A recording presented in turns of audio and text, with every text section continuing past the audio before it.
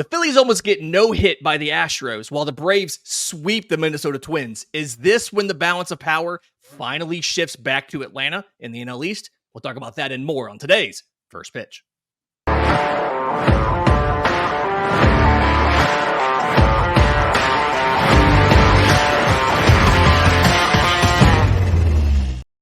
Yes, welcome on into First Pitch for Thursday, August 29th. I'm Lindsay Crosby with Athlon Sports. He's Christian Rauh, national baseball writer. And Christian, ton of stuff to talk about yesterday, ton of games, really interesting results. We're going to start, yesterday was really heavy on the NL East, but we're going to start with Philly and Atlanta again before we try to catch some other divisions, because this situation is becoming really, really interesting. We asked yesterday, are the Phillies back? Houston said not so fast. Houston has a combined no-hitter going, I believe, into the ninth inning. End up taking down Philadelphia 10-0. You made the joke about Arrighetti and meatballs. Taijuan Walker, in fact, gets meatballed there. A terrible start. Does not go well for the Philadelphia Phillies. So they're in a situation now. They won the first two games of the series. They walked off, one of them. But you're here now. Taijuan Walker, 6 runs on 13 hits in 6 innings. Again, no hit through, I think the first hit was in the 8th inning. Philly finishes with 3 hits, obviously no runs. All 3 hits were singles. 0 for 5 runners in scoring position, left 7 on base. Here's, I think, kind of the question from this Phillies game before we get to the Atlanta side of this. Should they be concerned going into this series against Atlanta that they are not going to be able to hold on to the NL East? I mean, you got to be concerned in at least some way, shape, or form, because yes, you performed well other than this last start of Walker, which we kind of expected it, right? We were making jokes about it yesterday, even though we think the Phillies could be back. We kind of expected that. Now we'll see what this start looks like first. We were talking about in yesterday's episode, but when you look at how they performed against the Braves all season long, Lindsay, it hasn't been their best whatsoever. So you're coming into a series that is arguably the biggest series of the year for both these teams after a really tough outing against with the Phillies. So now, in my mind, I think you have to be concerned, because not only did Walker pitch bad, the rest of the bullpen pitched bad too. It might have been just the fact that they fell down to their level. They knew the game was over. Right. I don't know, but it was just not a good overall game for the Phillies. I expected it to happen, though. I did. I think we were 3 batters into the game, and Walker already let up 4 hits. He almost let up a leadoff home run to Altuve. So, I mean, it was just... Hang on. 3 batters in the game, he gave up 4 hits? That's... Oh, my bad. No. That's definitely bad. Yeah. First inning, I should say, he let up... Yeah, good call. I know what you meant. Very, very tired. Very tired. But no, he let up a lot early. Right. Walker's not that bad. He didn't leave up that many hits in 3 batters. Right. So, but regardless, it was just not an overall good outing for Walker, and I'm surprised if he's still on the team this morning, to be completely honest with you. Yeah, it feels like at a certain point they're just going to eat that contract and move on. I know in Dynasty, I finally went ahead. Second season he's been bad. I finally went ahead and just ate the rest of that contract. I took the cap hit to go ahead and get rid of him, and he's no longer on my team. For me, here's the reason why I'm concerned if I'm a Phillies fan. So that Braves series, and I wrote about this at BravesToday.com, that Braves series last week, Atlanta had a pitching plan of, we're going to avoid throwing them fastballs, right? We don't want to throw them hard stuff. And I kind of broke down specifically that last start with Spencer Schwellenbach and how all 3 runs he gave up were on fastballs or cutters. It's just, he did really, really well until the very end of the outing at giving them nothing but curveballs and sliders, splitters, things like that to hit, and they just couldn't pull the trigger. And so it was like, okay, the plan here is to avoid fastballs. Spencer Arrighetti didn't do that. 103 pitches, 54 of them were either fastballs or cutters. And Philly had 11 whiffs on those fastballs or cutters. And, 9 whiffs on the fastball. And so I don't know if that's a one-off where they finally adjusted and were looking for off speed and breaking stuff and just weren't getting it, or if that was a situation where there's a genuine issue here. But if they were sitting on breaking stuff, trying to hit it, well, guess what?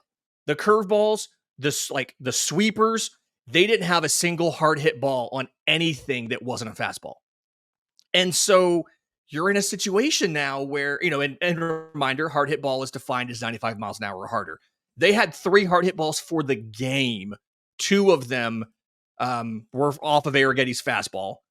But again, they also whiffed 9 times. And then the other one was off of a fastball of Brian King. And so you're at the point here where I don't know, is Philly's offense just stuck between and they can't focus on one or the other? Is there a genuine issue here? But if I'm the Braves, I feel pretty good, especially coming out of that sweep they just had. I mean, Chris Sale goes last night. Very, very good outing. Again, I mean, he gets the win. He's now 15-3. He goes 6 innings, 6 hits, and 1 walk, but only 1 run allowed. Strikes out 6. Season high in pitches for him, 109. And this is his 14th consecutive start of 2 runs or less, 2 earned runs or less. So he passes Tom Glavine and he ties 22-23 Max Fried for the longest streak of consecutive 2-run outings in modern Braves history. Definitely the front runner for the Cy Young. And we're going to talk more probably in a happy hour episode about this series and kind of breaking the whole thing down. The Phillies won't see Sale in this series, but Atlanta is rolling right now. Since I had the stat earlier here, what was it? It was since August 10th, the Braves are 13-5. They lead the National League in wins during that stretch. This feels like they are almost perfectly set up for Philadelphia, with the exception of maybe having high leverage relievers available for game 1. Yeah, you mentioned the Braves being on a hot streak. David O'Brien put out a tweet last night after the game. Phillies are going into the Phillies series. They've won 6 of the last 7, 9 of their last 11, 12 of their past 16 games. So they are on a hot streak. There's no doubt about that. They have put on quite a feat over the last month of a baseball. That thing you mentioned about the fastballs with the Phillies real quick, I think there is some sort of concern, but I think you also have to go ahead and give a little bit of flowers to Arrigetti because he's been pitching really well lately. And I think that's his 3rd time this season. I think that's what I heard, that he has over double digits in strikeouts on the season. So I think there is some concern for the Phillies, I might add, but I also do think that we got to give some applause to the stuff that Arrigetti has had up lately. But the pitching on the Braves side is no joke. If the Braves can come away, I know we've mentioned that all they need is 1 win to take the tiebreaker, but if they can come away with a series win without using Sale and then have Sale for the next series, this is where it's going to get really interesting, Lindsay. And this is where I think Atlanta can make that step forward and possibly win the NL East. So if they can win this series without Chris Sale, that's absolutely huge. Huge. Go ahead and name that car salesman. Absolutely huge. Yeah, this is it's just, this whole situation is amazing to me for Philly to be the best team in baseball in the first half and then to potentially not win this division. As a Braves fan, it's going to be hilarious, but as just as a baseball fan, like, this is what you want, right? You want this drama down the stretch. And so it's going to be an interesting series this weekend. Again, we're going to do a happy hour episode breaking down these pitching matchups and previewing this series. Bunch of different broadcasts. I believe Fox will have the game on Saturday. ESPN, Sunday Night Baseball, will have the game on Sunday. Going to be definitely interesting there. Okay. Diamondbacks, Arizona Diamondbacks crushed the New York Mets 8-5, including scoring 4 runs in the 8th.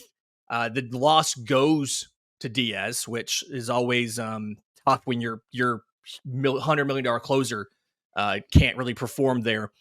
But the story here, I think, is Corbin Carroll, 2 for 5. Both of his hits, home runs, including a grand slam. He has 5 RBI in the game. But almost everybody in this lineup seems to be performing. They went up and picked up Luis Guillorme off of waivers. 3rd team he's been on this season. He goes 1 for 3 playing second base from the 8 hole. De Castillo filling in for Gabriel Moreno goes 2 for 4 at catcher. I mean, they're getting like Josh Bell 1 for 4. They're at first base filling in for Christian Walker. They seem to somehow continue to do this despite all of the injuries. We talked the other day about would you rather have the Diamondbacks or the Padres down the stretch? With a Carroll, do you think, and I know I believe you took the Diamondbacks, so obviously you feel this way. But with the hot Corbin Carroll, do the Diamondbacks have what it takes to make another deep postseason run? Yeah, and I think he's starting to wake up at the right moments, right? Honestly, I think he's already woke up. I think we're just finally starting to see it. And when I made that argument last week or earlier in the week, Corbin Carroll was like the highlight of my reasoning behind it. He has increased every month this season in OPS. Every single month he has showed improvement, and now we're starting to see like, okay, this guy's the stud that we all know he was. And he's getting hot at the perfect time.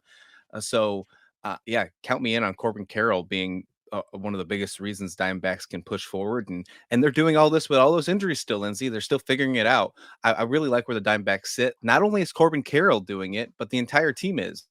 For the month of August, they are leading all of Major League Baseball in team OPS. So you have to really like where you're at. On the other side, flip side with the Mets, you mentioned Diaz. He got the loss. He also got the blown save. That's his 6th blown save of the season. Unreal. They can't have that, especially if you're trying to get back into this postseason race, which is starting to dwindle down. We're starting to see a couple teams punt, which we're going to talk about later on in the show. But I think we're only down to about 5 teams for 3 spots in the National League wildcard race. Yeah, and point of concern, I think, for both teams, maybe starting pitching in this game, Luis Severino, 4 2/3 innings for the Mets, 4 runs on 8 hits, does strike out 9. Very impressive strikeout totals there. Eduardo Rodriguez for the Diamondbacks, 5 1/3, 5 runs on 5 hits, despite only giving up 1 homer. It's always frustrating when that happens, right? But you're in a situation here where you kind of have to wonder on both of these teams, do you have enough starting pitching? You saw the Diamondbacks be able to use their bullpen, Kevin Ginkel and Thompson, Justin Martinez. They get through the last 3 2/3 innings with 1 hit allowed. Flip side of that, obviously, you see Reed Garrett, Phil Maton able to keep it manageable for the Mets. And then, like you said, Diaz blows the save, his 6th of the year. So 3rd loss, 6th blown save. But I think I think the Mets undoing is going to end up being this pitching staff. I just don't quite think there's the horses. And at this point in the race, you can't afford Severino or Manaea to have a bad outing. And obviously Severino did. And I just worry that they don't quite have enough. And for Arizona, we saw Brandon Pfaadt turn it on in the postseason last year. I think that you have guys who could do that still. Eduardo Rodriguez could do that as he gets farther away from the injury. But I think if there's any reason to be concerned about these teams, I think it's the pitching for both. The starting pitching. I agree with that 100%. Yeah, I agree with that 100%, that the pitching could be a concern and might be down the stretch for the Diamondbacks especially.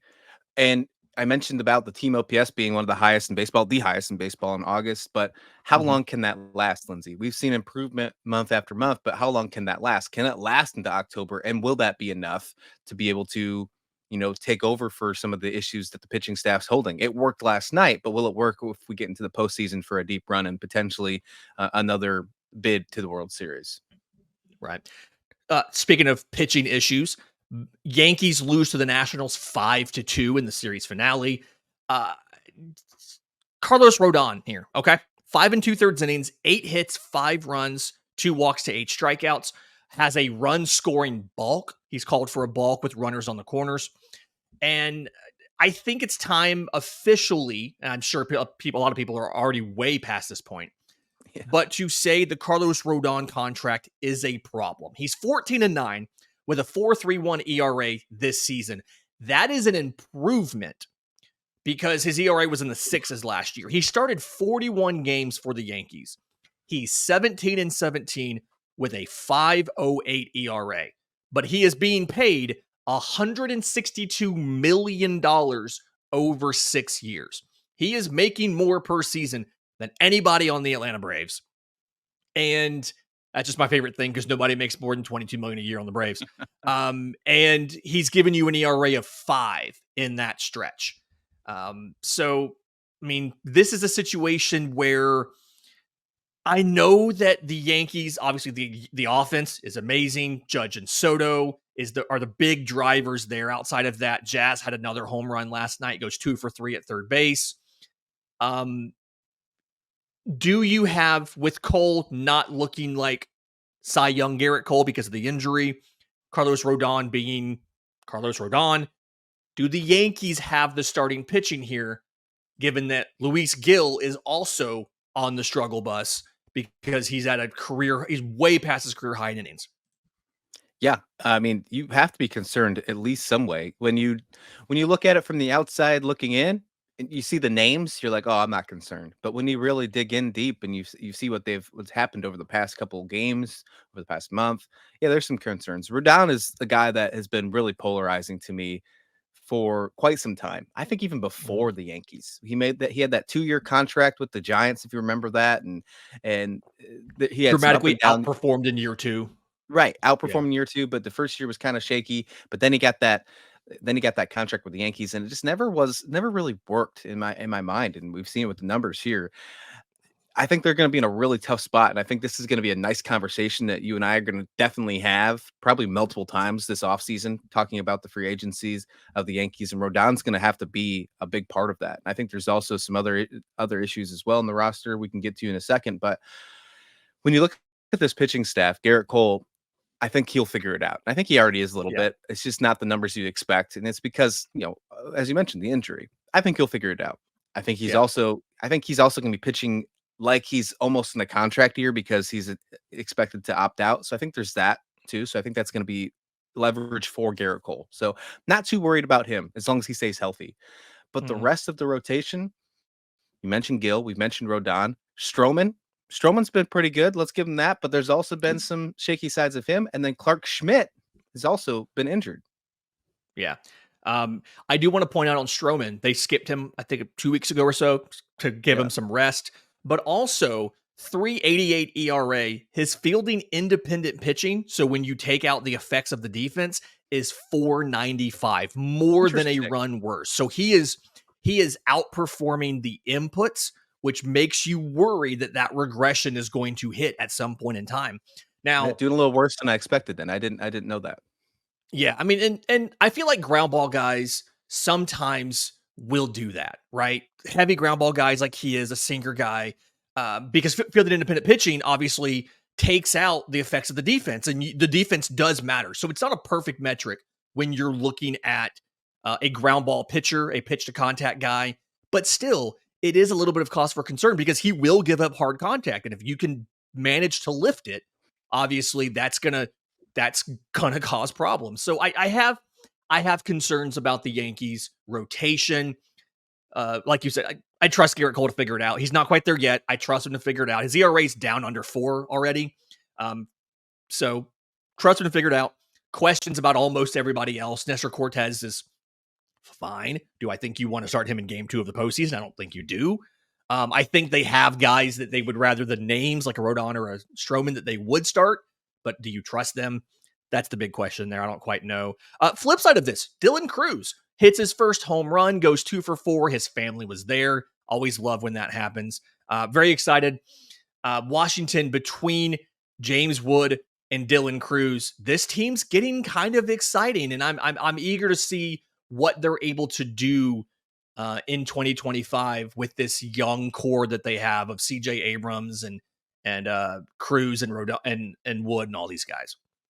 Yeah, and then you figure out this pitching staff, as we mentioned. There's a couple injuries that they're dealing with some younger guys as Right. well. And Mackenzie Gore didn't have that bad of an outing yesterday, and I like Mackenzie Gore. that's been quite a concern lately as well. So if you can figure that out, and this team can figure it out and bring up some of the pitching, and I know you questioned it, and it made me question. I looked into it after the show, but if you can figure that out, Lindsay, I'm excited for this Washington squad. I really am, and I'm going to keep going on record because I really do think this is the case. I think we see them be a wild card competitor next year, and potentially Mhm. be.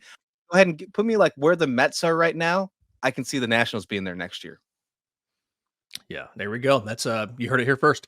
All right, let's get into the quick pitch. Quite a few things to talk about, actually. First of all, one of the first games yesterday, the Royals and the Guardians. Royals going for the sweep, leading this game until the seventh. Guardians take their first lead of the series, I believe, in the seventh, score 4 runs. They win 7-5. They hold on to first place by a single game over Kansas City. Minnesota obviously falls back to third because they got swept by the Braves. We still like Kansas City to win this overall, though, I think.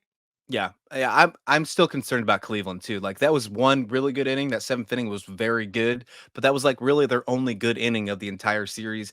Kansas City lit it up right from the beginning. I think they had 3 home runs in the first 3 innings. They had 2 in the first inning from Massey and Pascantino. So I really like the Royals still, and count me in. And we got mentioned the Twins. The Twins I think are going to fall off, or at least going to figure something out. I don't know. Not sure, but I saw a stat this morning that made me think, okay, maybe we are going a little too overboard on the Twins. The Minnesota Twins this year against the Chicago White Sox are 12-1, Lindsay. Against everyone else, 60-60. Ooh. Are we calling them frauds? I mean, I think we're calling that. Yeah, I think we might have to throw a couple caution flags up on the Minnesota Twins, and maybe that's another reason why I okay. think Kansas City is going to roll through the Central. Okay, I feel a little vindicated thinking the Twins were a little bit fraudulent a couple weeks ago. I like that. Okay, good. Thank you for that. That was a great stat. Orioles visit the Dodgers, drop the game 6-4. Corbin Burns takes the loss. That's not the story of the game. The story of the game is the giveaway. The game's giveaway. They had 40,000 bobbleheads of Shohei Ohtani and his dog Decoy, who threw out the first pitch. And moments ago, the first dog ever to throw out a first pitch. Was pretty darn impressive, actually. Shohei goes behind home plate. Here comes Decoy with the first pitch. And it's a strike right down the middle. Little treat, little reward. You tell me he works hard on his game. He works hard on training his dog. So, I mean, just Shohei, for those of you on audio, Shohei walks out, sets Decoy down on the top of the mound, puts a ball next to him, goes back behind the plate, and then when Shohei signals, Decoy picks it up in his mouth, runs to Shohei, and drops it off on home plate. Shohei said after the game, being an interpreter, that he was that he practiced that. They've been training that for weeks. They even did a dry run in Dodger Stadium a couple days ago. Speaking of, thank you to the Dodgers for that clip. Dodgers and MLB there. But line started at 9 a.m. despite there being 40,000 bobbleheads in a stadium that when it sells out, which it did yesterday, the capacity is only 53,290. It's good to know Dodgers fans can show up early for once. I find it's a really unique giveaway. Obviously, that dog has really captured everybody's attention ever since the MVP acceptance, when that dog was next to him on the couch and he just didn't acknowledge the dog's name or anything. We found out his first Dodgers press conference. But that was adorable, 1. 2, do we really think that there's never been a minor league team that had a dog run the first pitch to home plate? Like, was that the first time it's ever happened? No, it's definitely not. I think the real winners here, though, are Shohei and Decoy. It's awesome. The losers here, I mean, got to be 50 Cent. I mean, got to be 50 Cent after the first pitches, because Decoy did way better than what we've seen from 50 Cent, some other guys out there. I mean, come on. It's got to be the loser there. But I'm sorry. I love bobbleheads. I love baseball memorabilia. I'm a huge fan of that stuff. I have it all over my house. But I am not going to stand in line at 9 a.m. for, what was it, a 7 o'clock game to get a bobblehead. I'm not doing it.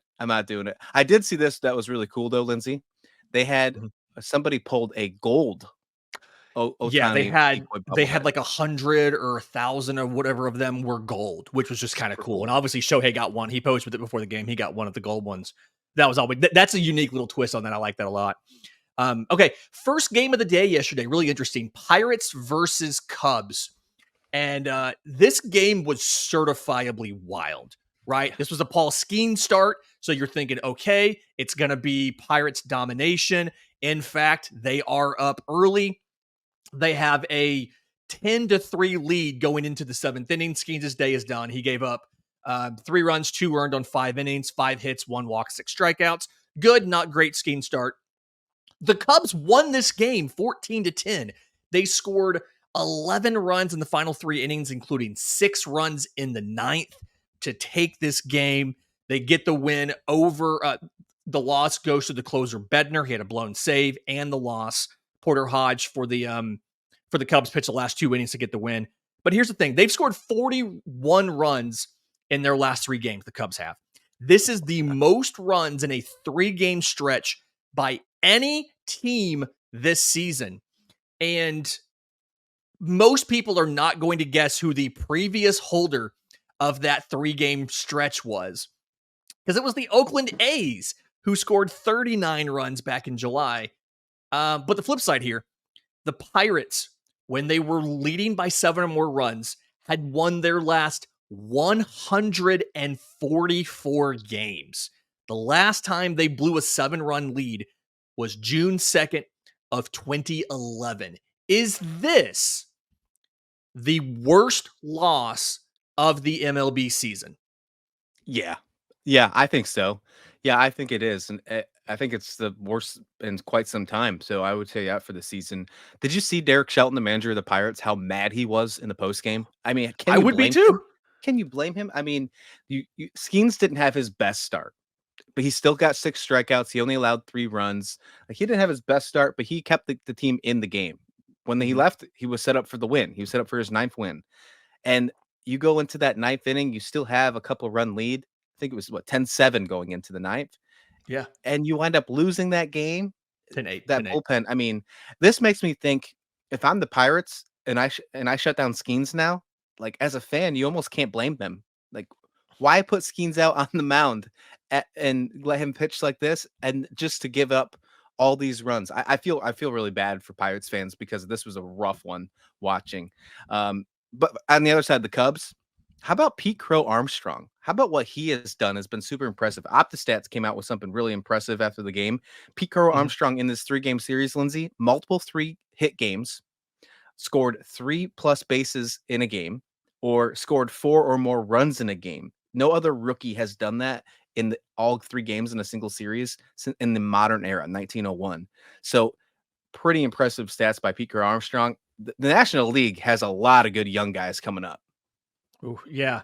Pete Crow Armstrong, 4 for 4, 4 runs, RBI in this game, like you said, and a walk. So he gets on all 5 times, batting from the 8th spot in the order. And I mean, the Cubs got great performances from everybody. Catcher Christian Bethancourt, DFA'd by the Marlins of all teams, goes 3 for 5 with 3 runs scored and drives in 7. Just a amazing performance all around. And this is baseball, right? Any team can beat any other team in a 3-game series. I really do think the Cubs could be dangerous next year, having the pitching that they have, getting Pete Crow Armstrong playing like one of the top prospects in baseball. I think it all kind of depends on what they do, or what happens with Cody Bellinger. Does he opt out? Does he come back? And can they get some better performance out of guys like Dansby Swanson, who went 2 for 4 yesterday?